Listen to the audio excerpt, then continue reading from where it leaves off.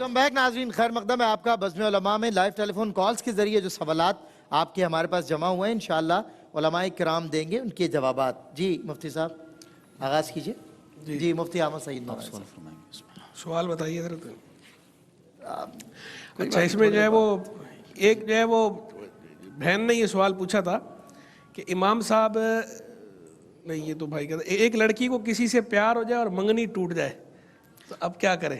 بسم اللہ الرحمن الرحیم. دیکھیں اسلام کا سب سے خوبصورت اور بہترین طریقہ یہ ہے کہ اپنے والدین کی اطاعت اور فرمانبرداری ہو. والدین جہاں دیکھ بھال کر اور انتہائی مناسب انداز میں رشتہ کریں اسی کے اندر خیر و برکت اور خیر و عافیت ہوتی ہے. اللہ رب العالمین کی بارگاہ سے دعا ہے کہ اللہ تعالیٰ آپ کو سکون بھی عطا فرمائے، راحتیں بھی عطا فرمائے آمین. اور والدین کی اطاعت کی توفیق بھی عطا فرمائے. جی ٹھیک ہے. پھر جو ہے وہ ایک پوچھا کہ شب قدر میں جو روزہ نہیں رکھنے والا آدمی وہ شب قدر میں عبادت کیسے کرے؟ وہ مخصوص خواتین جو مخصوص ایام کے سبب شب قدر میں یعنی کہ ان ایام میں روزے بھی نہیں رکھتی تو ظاہر ہے کہ ان پر عبادت بھی ساقط ہو جاتی ہے. وہ نہ تو روزہ رکھ سکتی ہیں نہ نماز ادا کر سکتی ہیں اور ذکر و اذکار یعنی کہ اللہ کی عبادت کے ارادے سے قرآن مجید فرقان حمید بھی تلاوت نہیں کر سکتی. بس حصول برکت کے لیے ہجوں کے ساتھ کچھ تلاوت کرتے رہیں اور اللہ رب العالمین ان کو اجر عطا فرمائے گا. اچھا ایک سوال یہ ہوا کہ تراویح میں امام دوسری رکعت میں بیٹھا ہی نہیں اور جی تیسری رکعت کے لیے کھڑا ہو گیا. صحیح. پھر 4 رکعتیں مکمل ہوئیں تو یہ لوٹانی چاہیے تھی. صحیح. لوٹا لی انہوں نے. درمیان میں بیٹھتے اور بعد میں سجدہ سہو کر لیتے تو یہ 2 اور 2 4 مکمل ہو جاتی ہیں. ٹھیک ہے نا. اچھا پھر اس کے بعد جو ہے وہ ایک سوال یہ ہوا کہ 2 کلو آٹا یا 2.5 کلو گندم وغیرہ یہ کیا ہوتا ہے؟ تو دیکھیں عام طور پر جو گندم کا معاملہ ہے یہ 2 کلو سے کچھ کم ہے لیکن عام طور پر 2 کلو ہی کہا جاتا ہے. ٹھیک ہے. اور سیر کے حساب سے 2 کلو سے ذرا اوپر ہوتا ہے. تو آپ یوں سمجھ لیں کم و بیش 2 کلو جو گندم ہے یا پھر اس کا بنا ہوا آٹا ہے تو وہ جو ہے فطرہ کہلاتا ہے یا فدیہ بھی کہلاتا ہے. یہ عام طور پر فطرے میں یہی اناؤنس کیا جاتا ہے. جو کے حساب سے ہو تو پھر جو 4 کلو ہونی چاہیے. صحیح. وہ جو ہے وہ 2 کلو نہیں ہوگی وہ 4 کلو ہوگی. اس حساب سے فطرہ ادا کرنا ہوگا. پھر اس کے بعد یہ بتاتی ہیں کہ صلاۃ التسبیح پڑھتی ہیں تو بہت زیادہ بھول جاتی ہیں. تو اس کا طریقہ یہ ہے کہ آپ جو ہے وہ اگر تسبیحات بھول جاتی ہیں تو ظاہر ہے کہ یہ بھول چک تو ہوتی ہے. تو اس میں ایک یہ بنا لیں یعنی ایک فارمولہ بنا لیں کہ مجھے 4 رکعت پڑھنی ہے اور 4 رکعت میں مجھے 300 مرتبہ جو ہے وہ تیسرا کلمہ پڑھنا ہے. ٹھیک ہے نا. اور 300 جو مرتبہ پڑھنا ہے تو اس کو ہر رکعت میں ڈیوائڈ کریں گے تو 75 ٹائمز بنے گا. تو اس کا مطلب کیا ہو کہ ہر رکعت میں آپ کو 75 مرتبہ یہ کلمہ جو تیسرا کلمہ وہ پڑھنا ہے. تو اس طریقے سے اگر ناپ یعنی پہلے سے اندازہ لگائیں گی اور ہر رکعت میں اتنا پڑھنا ہے تو اس میں انشاءاللہ کافی کمی ہو جائے گی اور انشاءاللہ بھولیں گی بھی نہیں. پھر بھی بھول چک ہو جائے تو اللہ رب العالمین معافی عطا فرمانے والا ہے. اور ایسی بھول چک کہ جو مطلب ہوئی آپ سے واجب چھوٹا ہے تو سجدہ سہو کرنا ہوگا. ایسا نہیں کہ نوافل میں یا سنتوں میں سجدہ سہو نہیں کرتے. بالکل صحیح. وہ کرنا ہوگا. حضرت صاحب ایک سوال یہ بھی کرنا تھا قاعدہ اولیٰ جو ہے وہ واجب ہے؟ قاعدہ اولیٰ جو ہے جی بالکل ایسا ہی ہے. اگر وہ نہیں کیا اور 4 رکعتیں پوری کر کے سجدہ سہو کر لیا بیٹھے نہیں تھے دوسری رکعت تو میں بہرحال جو خدا نہ خواستہ جان بوجھ کر کے تو پھر تو نہیں ہوگا. غلطی سے انجانے میں ہوگے تو ٹھیک ہے پھر سجدہ سہو کر لیے تو ہو گیا. بالکل ٹھیک. اچھا یہ ہوا کہ دانت نکلوانا تھا اور اس میں بتا رہے ہیں کہ انجیکشن لگوایا پین کی طرف لگوایا اور اس کے علاوہ جو ہے انجیکشن کے حوالے سے ڈرپ کے حوالے سے ایک اور سوال بھی آیا ہوا ہے. اس میں علماء کا اختلاف ہے اور ظاہر ہے کہ دونوں طرف کے علماء ہمارے لیے بہت قابل احترام ہیں. کچھ علماء یہ کہتے ہیں کہ ڈرپ لگانے سے انجیکشن لگانے سے روزہ نہیں ٹوٹتا. کچھ علماء یہ فرماتے ہیں کہ ڈرپ لگانے سے اور انجیکشن لگانے سے روزہ ٹوٹ جاتا ہے. اگر میرا موقف پوچھیں گے تو میرا موقف اس میں یہ ہے کہ ڈرپ لگانے سے انجیکشن لگانے سے روزہ آپ کا ٹوٹ جائے گا. بعد میں ایام منہیہ کے علاوہ آپ قضا کر لیجئے گا. آپ کسی ایسے عالم دین کو فالو کرتے ہیں اور ہمیشہ آپ اسی کو فالو کرتے ہیں ان کے نزدیک اگر نہیں ٹوٹتا تو آپ اس پر بھی عمل کر سکتے ہیں. بالکل ٹھیک ہے جی مفتی احسن نبی. یہ انجیکشن کے حوالے سے جیسا کہ حضرت نے فرمایا بالکل ایسا ہی ہے، اور لیکن میرا موقف اس میں یہ ہے کہ انجیکشن لگانے سے روزہ نہیں ٹوٹتا. بالکل ٹھیک ہے، یعنی دونوں موقف ہمارے سامنے سامنے، بالکل. آپ جسے چاہے فالو کر سکتے ہیں. انفیکٹ مفتی صاحب نے یہ بھی کہہ دیا کہ جسے آپ پہلے سے فالو کرتے آ رہے ہیں، جنہیں فالو کرتے ہیں انہیں کو فالو سب کو ایج دے دیا. ہاں بالکل دونوں طرف سے دونوں طرف سے بالکل دونوں طرف سے ہوا. اچھا پھر جو ہے وہ ایک بہن نے سوال پوچھا تھا کہ میں اپنے بھائی کے ہاں رشتہ لینے گئی، میرے بھائی اور بیٹے کے درمیان جھگڑا ہو گیا. بیٹے نے کہا کہ نہیں پھپھو کو نہیں دینا، بھائی نے کہا نہیں میں اسی کو دوں گا، اور پھر اس نے قرآن مجید فرقان حمید پہ ہاتھ رکھ کے قسم کھا کے کہہ دیا کہ میں یہی دوں گا، اور میں وہاں سے واپس آ گئی. دیکھیں اگر انہوں نے قسم کھا دی ہے تو ٹھیک ہے، آپ ان کو ان کی قسم پوری کرنے دیں.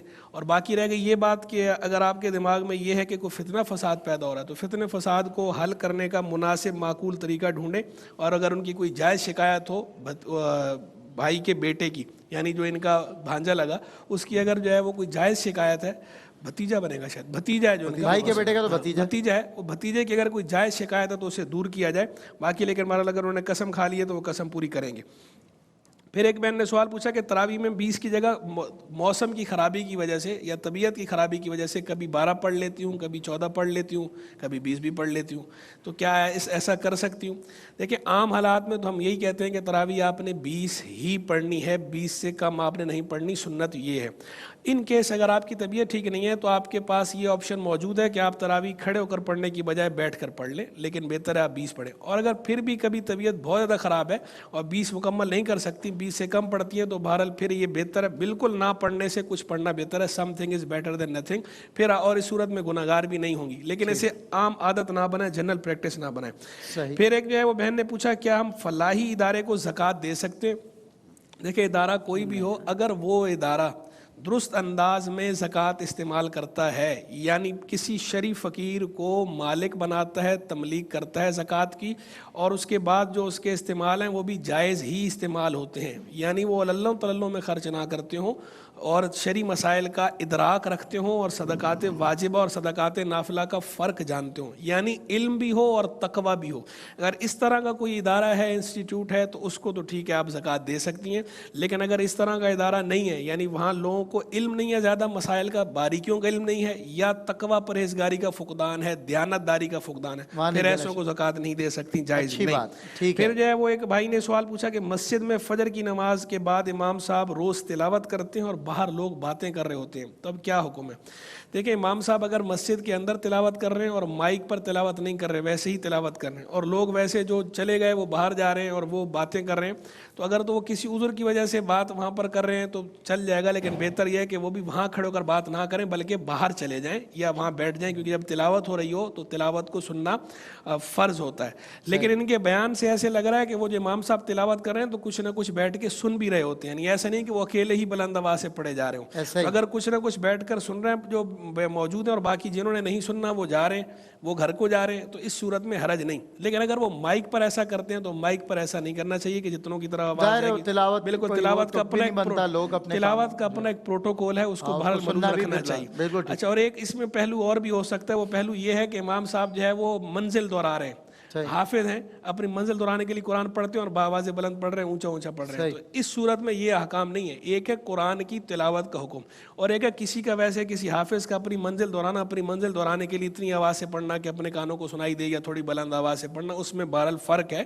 تو اگر وہ اپنی منزل دہرانے کے لیے اس طرح اونچا اونچا پڑھ رہے ہیں تو اس پہ اتنا جزبز ہونے کی ضرورت نہیں ہے، اور زیادہ امام صاحب کے پیچھے آپ نہ پڑھیں. ہر کوئی اپنے معاملات سدھارے تو بہتر ہے، امام کے پیچھے جو ہے وہ زیادہ نہیں پڑھنا چاہیے.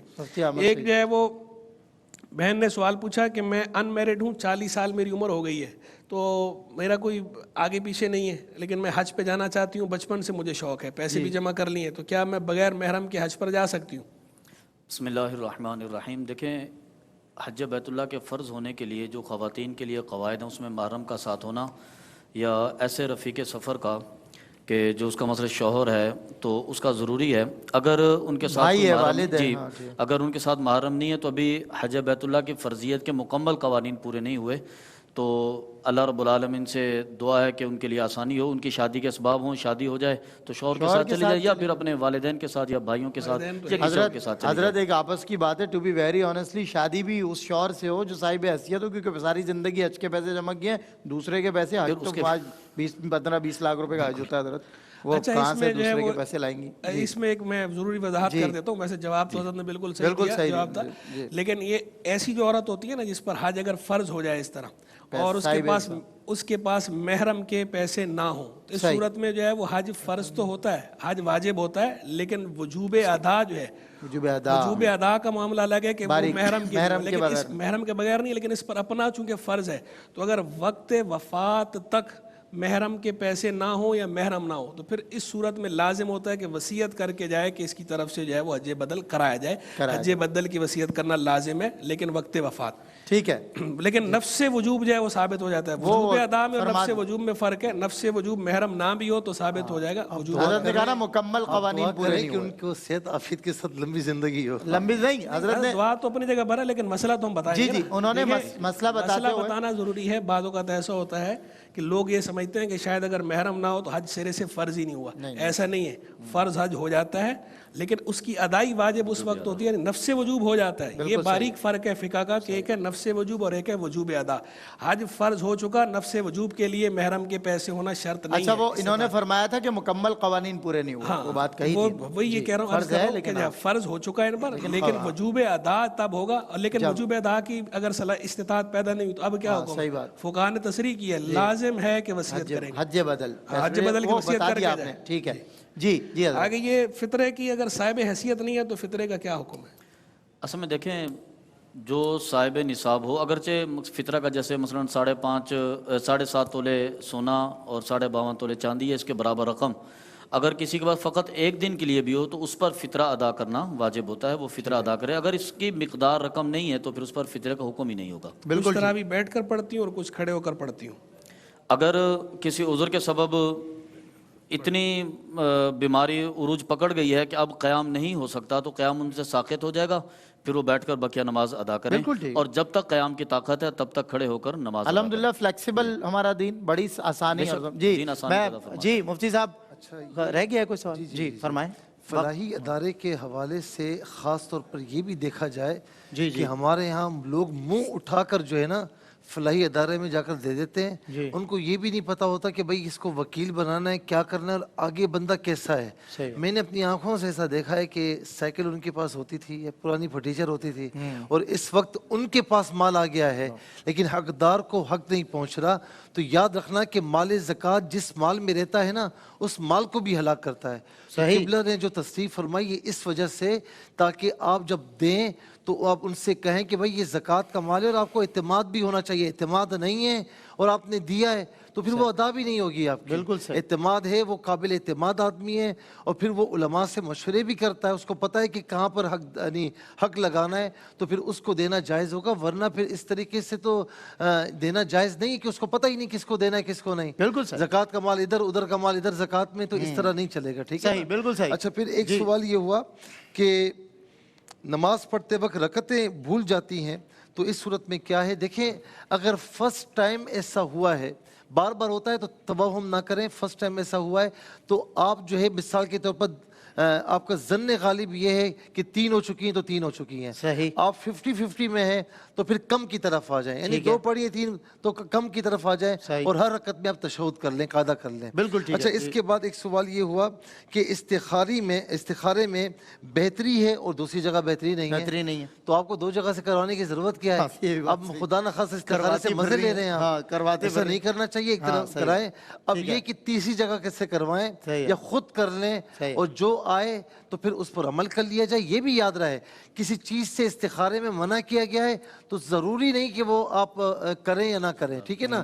منع کیا گیا تو رک جائیں، لیکن اگر کسی چیز کا استخارہ صحیح آیا ہے تو اب آپ پر لازمی نہیں ہے کہ آپ وہ کام کریں، آپ نہ بھی کریں تو کوئی حرج نہیں ہے۔ مفتی صاحب ٹھیک ہے، ایک بھائی نے پوچھا کہ پہلے آخری ہے بس پہلے وطر پڑھے جائیں یا پہلے تہجد پڑھی جائے، تو پہلے وطر بھی پڑھ سکتے ہیں، پہلے تہجد بھی پڑھ سکتے ہیں، لیکن افضل یہ ہے کہ پہلے آپ تہجد پڑھیں اس کے بعد وطر پڑھیں اور درود ابراہیمی کے اندر آل محمد میں محمد پڑھیں گے یعنی مجزوم جزم کے ساتھ پڑھیں گے یا آل محمد دن پڑھیں گے؟ اگر آپ پورا پڑھ رہے ہیں تو آل محمد دن پڑھیں گے، اور اگر خالی آل محمد تک پڑھ رہے ہیں تو پھر جو ہے وہ محمد، لیکن نماز کے اندر نہیں، نماز میں تو آپ محمد دن ہے، اللہم صلی علی محمد وعلی آل محمد دن، نماز میں اس طرح ہوگا۔ ٹھیک ہے، نماز کے بعد اگر بہت شکریہ۔ روزے میں مہندی لگا سکتے ہیں، کوئی حرج نہیں۔ ٹھیک ہے مفتی صاحب بہت شکریہ، مصعب آپ کا شکریہ، مصعب آپ کا شکریہ، تینوں مفتیان کرام کا شکریہ۔ سیگمنٹ ہوگا معلومات ہی معلومات، یعنی ہمارا کوئز شو، اور ہمارے ینگ ٹیلنٹڈ ہوسٹ ڈاکٹر سید عمران ودود تشریف لا رہے ہیں، اور انشاءاللہ آپ سے ملاقات ہوگی ان کی معلومات ہی معلومات میں۔ اس کے بعد ہم پھر لوٹتے ہیں انشاءاللہ اس بریک کے بعد۔